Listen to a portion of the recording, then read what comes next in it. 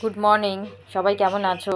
অনেক দিন পর লাইভে, অনেক দিন পর লাইভ নয়, সরি, অনেক দিন পর গুড মর্নিং বলতে এলাম, বলা হয়নি। কেমন আছো সবাই?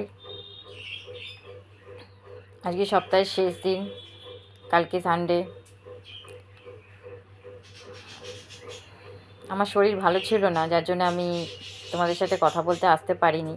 তো আজকে গুড মর্নিং বলতে এলাম। সবাই ভালো থাকো, সুস্থ থাকো, এটাই কামনা করি।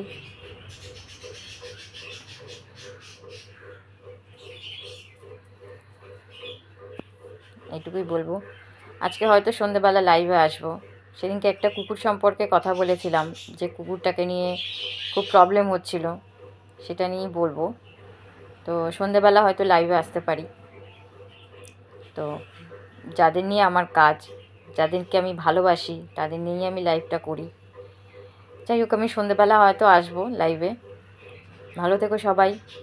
আজকের দিনটা সবাই এনজয় করো। আজকে উইকের শেষ দিন, এনজয় করো।